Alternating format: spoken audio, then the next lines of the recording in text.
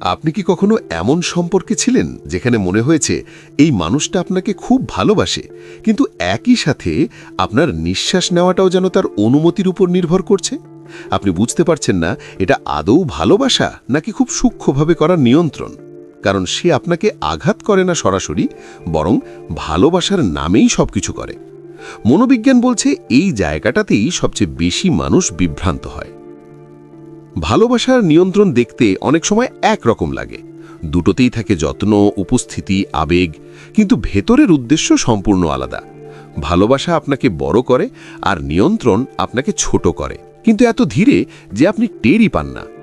নিয়ন্ত্রণমূলক সম্পর্কের সবচেয়ে ভয়ঙ্কর দিক হলো এটা কখনো শুরু হয় না কড়া আচরণ দিয়ে, শুরু হয় অতিরিক্ত যত্ন দিয়ে। সে জানতে চায় আপনি কোথায় যাচ্ছেন, কার সাথে কথা বলছেন, কখন ফিরবেন। প্রথমে এগুলো আপনাকে ভালো লাগবে, আপনি ভাববেন ও আমাকে গুরুত্ব দেয়, কিন্তু ধীরে ধীরে এই প্রশ্নগুলোর রূপ নেয় অনুমতিতে। আপনি জানাতে শুরু করেন না, বরং অনুমতি নিতে শুরু করেন। মনোবিজ্ঞানে একে বলা হয় গ্র্যাজুয়াল বাউন্ডারি ইরোশন। আপনার ব্যক্তিগত সীমা ধীরে ধীরে মুছে ফেলা হয়, যাতে আপনি প্রতিবাদ করার আগেই নতুন বাস্তবতাকে স্বাভাবিক মনে করেন। ভালোবাসা কখনো আপনাকে অপরাধবোধে ভোগায় না, কিন্তু নিয়ন্ত্রণ মানুষকে আপনাকে প্রায় গিল্টি ফিল করাবে। আপনি বন্ধুদের সাথে সময় কাটালে সে বলবে, তুমি তো আমাকে সময় দাও না। আপনি নিজের কোনো সিদ্ধান্ত নিলে সে বলবে, তুমি আমার কথা ভাবলে না। এখানে লক্ষ্য করুন, সে আপনাকে দোষী বানাচ্ছে আপনার স্বাভাবিক চাহিদার জন্য। নিয়ন্ত্রণের আরেকটি বড় অস্ত্র হল ইমোশনাল কনফিউশন। একদিন সে আপনাকে খুব ভালোবাসে, প্রশংসা করে, ভবিষ্যতের স্বপ্ন দেখায়। পরের দিন হঠাৎ ঠান্ডা, দূরত্ব, নীরবতা। আপনার মস্তিষ্ক তখন ভালো সময়টা ফেরত পাওয়ার জন্য মরিয়া হয়ে ওঠে। আপনি নিজের আচরণ বদলাতে শুরু করেন, শুধু আগের সেই ভালোবাসা ফিরে পাওয়ার জন্য। এটা ভালোবাসা নয়, এটা একটি মানসিক ফাঁদ।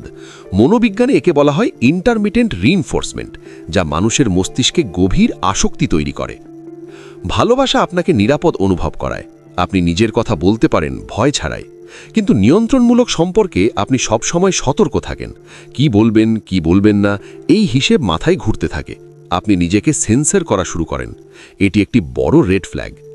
আরেকটি গুরুত্বপূর্ণ বিষয় হল, নিয়ন্ত্রণকারী মানুষ প্রায়ই নিজেকে ভিকটিম হিসাবে উপস্থাপন করে। সে বলবে, আমি এমন হয়েছি কারণ আমার জীবনে অনেক কষ্ট ছিল। এই কথা শুনে আপনি তার আচরণকে জাস্টিফাই করতে শুরু করেন। আপনি ভাবেন, ও এমন না, পরিস্থিতি ওকে এমন করেছে। ধীরে ধীরে আপনি তার আঘাতকেও মেনে নিতে শেখেন।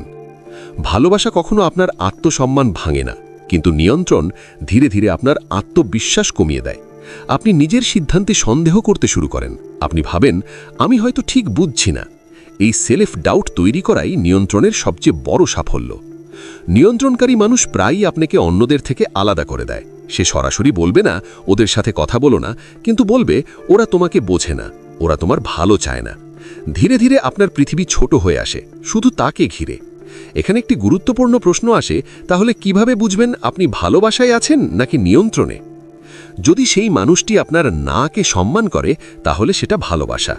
যদি আপনার সীমা তাকে বিরক্ত করে, তাহলে সেটা নিয়ন্ত্রণ। যদি আপনি তার সামনে নিজেকে হতে পারেন, তাহলে সেটা ভালোবাসা। যদি নিজেকে লুকাতে হয়, তাহলে সেটা নিয়ন্ত্রণ। ভালোবাসা আপনাকে স্বাধীন করে, নিয়ন্ত্রণ আপনাকে নির্ভরশীল বানায়। ভালোবাসা বলে, তুমি যেমন তেমনই যথেষ্ট। নিয়ন্ত্রণ বলে, তুমি তখনই যথেষ্ট যখন তুমি আমার মতো করে চলবে। সবচেয়ে ভয়ঙ্কর বিষয় হলো, অনেক মানুষ নিয়ন্ত্রণকে ভালোবাসা ভেবে সারা জীবন কাটিয়ে দেয়, কারণ তারা কখনো সুস্থ ভালোবাসা দেখেনি। তাদের কাছে কষ্টই পরিচিত, অস্থিরতাই স্বাভাবিক। কিন্তু মনে রাখবেন, ভালোবাসা মানে ভয় নয়, ভালোবাসা মানে নিজেকে হারানো নয়, ভালোবাসা মানে প্রতিদিন নিজের অস্তিত্ব প্রমাণ করা নয়।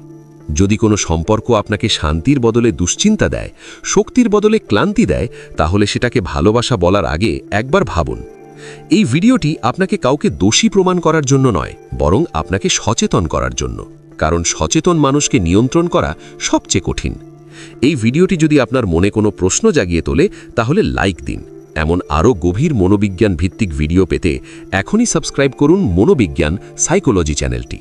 ভিডিওটি শেয়ার করুন, কারণ হয়তো আপনার শেয়ারই কাউকে একটি বিভ্রান্তিকর সম্পর্ক থেকে বেরিয়ে আসার সাহস দেবে।